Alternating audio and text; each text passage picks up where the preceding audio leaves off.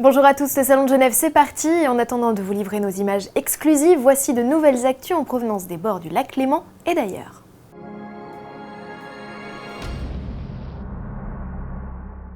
Comme annoncé dans les titres, le coup d'envoi du Salon de Genève a été donné, déballant son flot de nouveautés. Nous reviendrons dès demain, en direct des allées du Salon, sur les stars de cette édition, à commencer par la Ferrari, nom de celle que l'on surnommait jusqu'alors F150, la McLaren P1 ou encore la Lamborghini Veneno.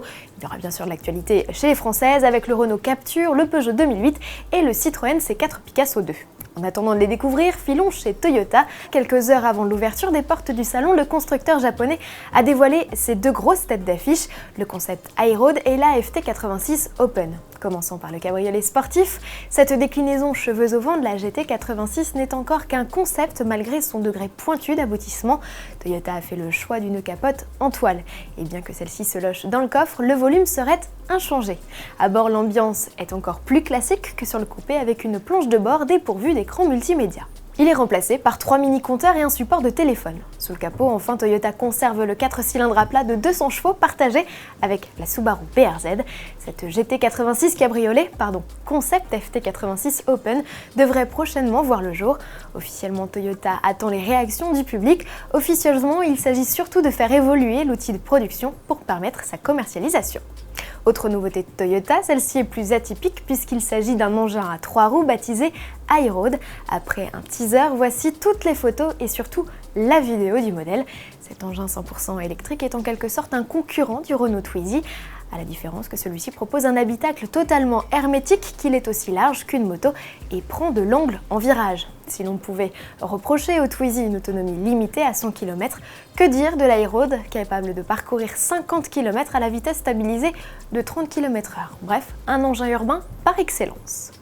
Toujours à Genève, Land Rover explore de nouvelles pistes. Le constructeur dévoile son premier véhicule 100% électrique et c'est le Defender qui s'y colle. La firme avait déjà tenté une incursion dans le domaine des véhicules propres en 2011 avec un Range Rover hybride.